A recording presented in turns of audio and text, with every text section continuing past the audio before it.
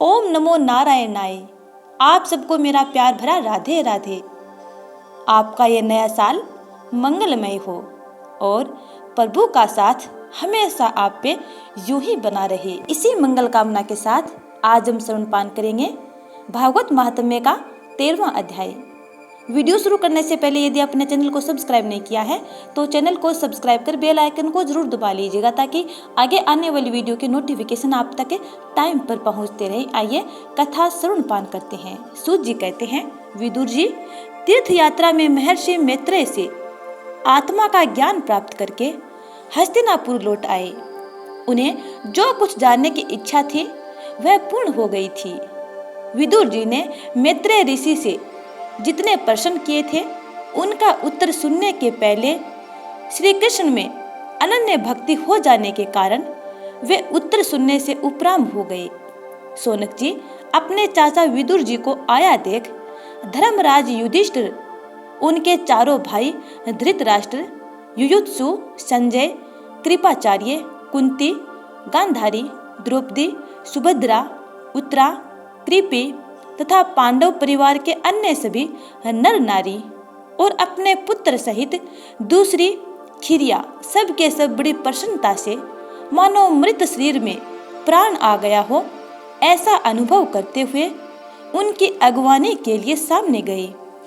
यथा योग्य आलिंगन और प्रणाम आदि के द्वारा सब उनसे मिले और विरह जनित उत्कंठा से कातर होकर सबने प्रेम के आंसू बहाए। युधिष्ठिर ने आसन पर बैठाकर उनका यथोचित सत्कार किया।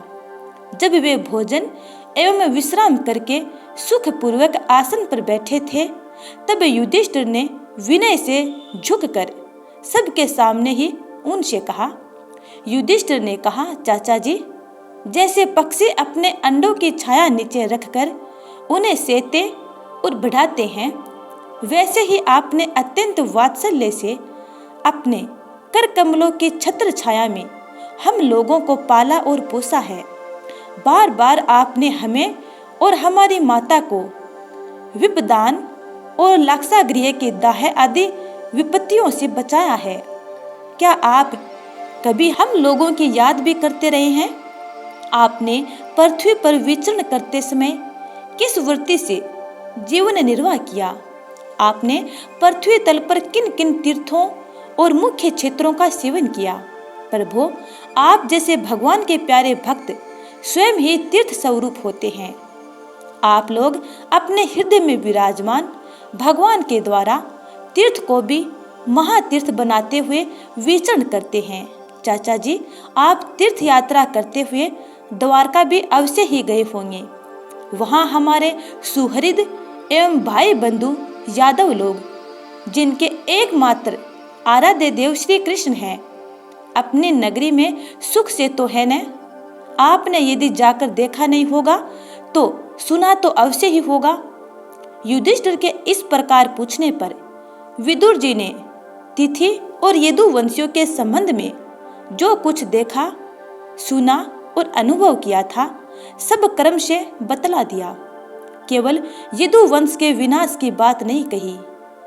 करुण हृदय विदुर जी पांडवों को दुखी नहीं देख सकते थे, इसलिए उन्होंने यह अप्रिय एवं असहनीय घटना पांडवों को नहीं सुनाई, क्योंकि वह तो स्वयं ही प्रकट होने वाली थी।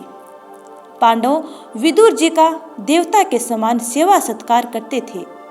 वे कुछ दिनों तक अपने बड़े भाई धृतराष्ट्र की कल्याण कामना से सब लोगों को प्रसन्न करते हुए सुखपूर्वक हस्तिनापुर में ही रहे।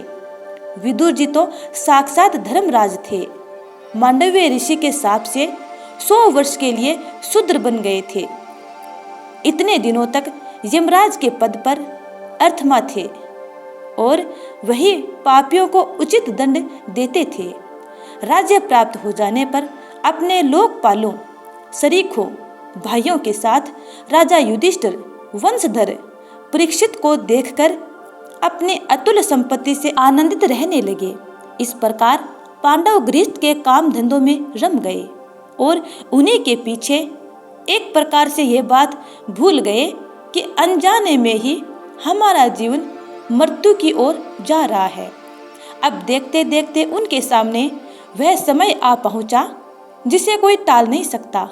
परंतु विदुर जी ने काल की गति जानकर अपने बड़े भाई धृतराष्ट्र से कहा, महाराज देखिए, अब बड़ा भयंकर समय आ गया है, झटपट यहाँ से निकल चलिए। हम सब लोगों के सिर पर वह सर्वसमर्थ काल मंडराने लगा है, जिसके टालने का कहीं भी कोई उपाय नहीं है। काल के वशीभूत होकर जीवन का अपने प्रियतम प्राणों से भी बात की बात में वियोग हो जाता है। फिर धन जन आदि दूसरी वस्तुओं की तो बात ही क्या है। आपके चाचा ताऊ भाई सगे संबंधी और पुत्र सभी मारे गए। आपकी उम्र भी ढल चुकी, शरीर बुढ़ापे का शिकार हो गया। आप प्राय घर में पड़े हुए हैं। ओ, इस प्राणों को जीवित रहने की कितनी प्रबल इच्छा होती है। इसी के कारण तो आप भी भीम का दिया हुआ टुकड़ा खाकर कुत्ते का सा जीवन बिता रहे हैं। जिनको आपने आग में जलाने की चेष्टा की, विष देकर मार डालना चाहा, भरी सभा में जिनकी विवाहित पत्नी को अपमानित किया, जिनकी भूमि और धन छीन लिए, उन्हीं के अन्न से पले हुए प्राणों को रखने में क्या गौरव है। आपके अज्ञान की हद हो गई कि अब भी आप जीना चाहते हैं, परंतु आपके चाहने से क्या होगा। पुराने वस्त्र की तरह बुढ़ापे से गला हुआ आपका शरीर आपके नए चाहने पर भी अक्षीण हुआ जा रहा है। अब इस शरीर से आपका कोई स्वार्थ सगने वाला नहीं है। इसमें फंसिए मत। इसकी ममता का बंधन काट डालिए, जो संसार के संबंधियों से अलग रहकर उनके अनजान में अपने शरीर का त्याग करता है, वही धीर कहा गया है। चाहे अपनी समझ से हो या दूसरे के समझाने से, जो इस संसार को दुख रूप समझकर इससे विरक्त हो जाता है और अपने अंतःकरण को वश में करके हृदय में भगवान को धारण कर संन्यास के लिए घर से निकल पड़ता है, वही उत्तम मनुष्य है। इसके आगे जो समय आने वाला है वह प्राय मनुष्यों के गुणों को घटाने वाला होगा।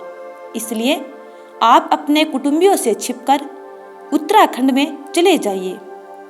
जब छोटे भाई विदुर ने अंधे राजा धृतराष्ट्र को इस प्रकार समझाया, तब उनकी प्रज्ञा के नेत्र खुल गए। वे भाई बंधुओं के सुदृढ़ स्नेह पासों को काटकर अपने छोटे भाई विदुर के दिखलाए हुए मार्ग से निकल पड़े। जब परम पतिव्रता सुबल नंदिनी गांधारी ने देखा कि मेरे पति देव तो उस हिमालय की यात्रा कर रहे हैं, जो सन्यासियों को वैसा ही सुख देता है जैसा वीर पुरुषों को लड़ाइयों के मैदान में अपने शत्रुओं के द्वारा किए हुए न्यायोचित प्रहार से होता है, तब वे भी उनके पीछे पीछे चल पड़ी। अजात शत्रु युधिष्ठिर ने प्रातःकाल संध्या वंदन तथा अग्निहोत्र करके ब्राह्मणों को नमस्कार किया और उन्हें तिल, गो, भूमि और सुवर्ण का दान दिया।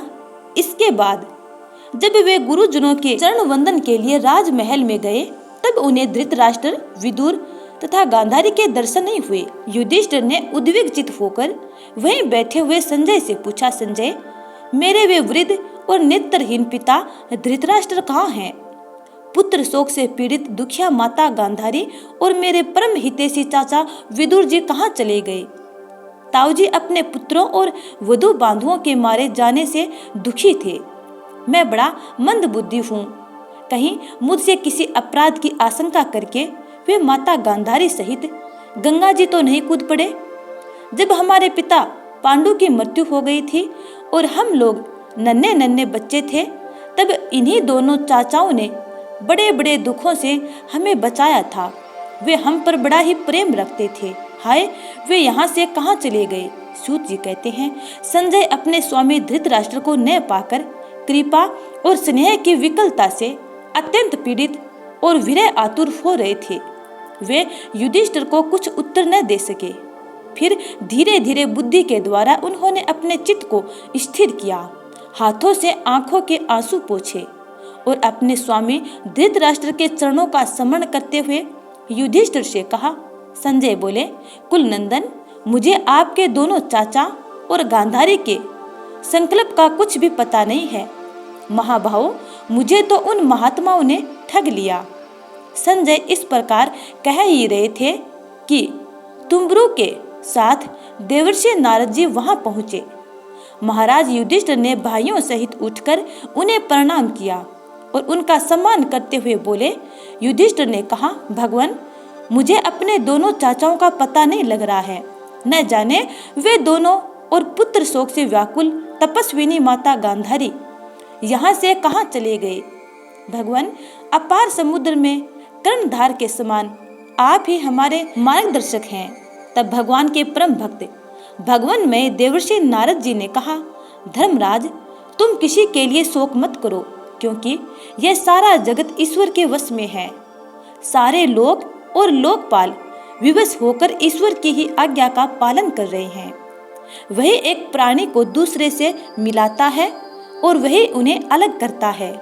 जैसे बैल बड़ी रस्सी में वेधे और छोटे रस्सी से नथे रहकर अपने स्वामी का भार ढोते हैं, उसी प्रकार मनुष्य भी वर्ण श्रम आदि अनेक प्रकार के नामों से वेद रूप रस्सी में वेद कर ईश्वर की ही आज्ञा का अनुसरण करते हैं।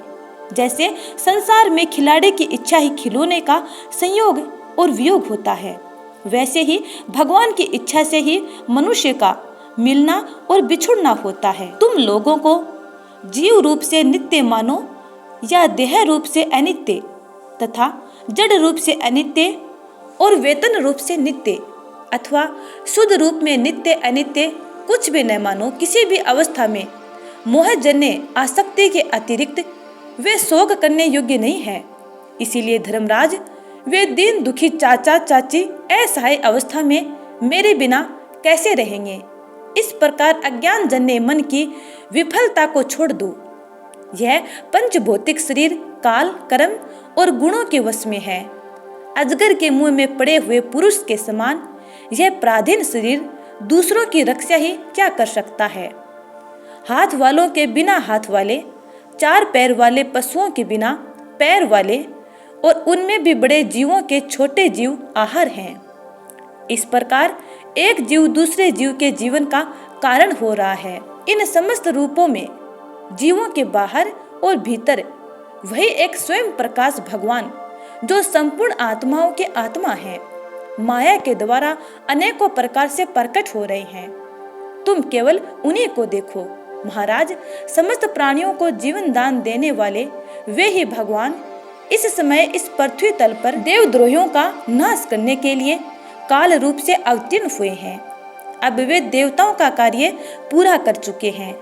थोड़ा सा काम और शेष है, उसी के लिए वे रुके हुए हैं। जब तक वे प्रभु यहाँ हैं, तब तक तुम लोग भी उनकी प्रतीक्षा करते रहो। धर्मराज, हिमालय के दक्षिण भाग में जहाँ सप्त ऋषियों की प्रसन्नता के लिए गंगा जी ने अलग अलग 7 धाराओं के रूप में अपने को 7 भागों में विभक्त कर दिया है, जिसे सप्त स्रोत कहते हैं, वही ऋषियों के आश्रम पर धृतराष्ट्र अपनी पत्नी गांधारी और विदुर के साथ गए हैं। वहां वे त्रिकाल स्नान विधि पूर्वक अग्निहोत्र करते हैं। अब उनके चित्त में किसी प्रकार की कामना नहीं है। वे केवल जल पीकर शांत चित्त से निवास करते हैं। आसन जीतकर प्राणों को वश में करके उन्होंने अपने उस इंद्रियों को विषयों से लौटा लिया है। भगवान की धारणा से उनके तमोगुण, रजोगुण और सत्व गुण के मल नष्ट हो चुके हैं। उन्होंने अहंकार को बुद्धि के साथ जोड़कर और उसे क्षेत्रज्ञ आत्मा में लीन करके उसे भी महाकाश में घटाकाश के समान सर्वाधिष्ठान ब्रह्म में एक कर दिया है। उन्होंने अपने समस्त इंद्रियों और मन को रोककर समस्त विषयों को बाहर से ही लौटा दिया है और माया के गुणों से होने वाले परिणामों को सर्वथा मिटा दिया है। समस्त कर्मों का संन्यास करके वे इस समय ठूंठ की तरह स्थिर होकर बैठे हुए हैं। अतः तुम उनके मार्ग में विघ्न रूप मत बनना। धर्मराज, आज से 5वें दिन वे अपने शरीर का परित्याग कर देंगे और वे जलकर भस्म हो जाएंगे। गार्हपत्यादि अग्नियों के द्वारा पर्णकुटी के साथ अपने पति के मृतदेह को जलते देखकर बाहर खड़ी हुई साध्वी गांधारी भी पति का अनुगमन करती हुई उसी आग में प्रवेश कर जाएंगी। धर्मराज विदुर जी अपने भाइयों का आश्चर्यमय मोक्ष देखकर हर्षित और वियोग देखकर दुखित होते हुए वहां से तीर्थ सेवन के लिए चले जाएंगे। देवर्षि नारद यूं कहकर तुम्बरु के साथ स्वर्ग को चले गए। धर्मराज युधिष्ठिर ने उनके उपदेशों को हृदय में धारण करके शोक को त्याग दिया। तो इस प्रकार प्यारे स्नेहिजनों, श्रीमद् भागवत महापुराण के 13वें अध्याय का यहीं पे समापन होता है। आगे की कथा हम अगले अध्याय में श्रवणपान करेंगे। उम्मीद करती हूँ कि आपको ये कथा अच्छी लगी है। यदि अच्छी लगी है तो लाइक कमेंट कर देना और अगले अध्याय का इंतजार करना। तब तक के लिए जय जय श्री राधे।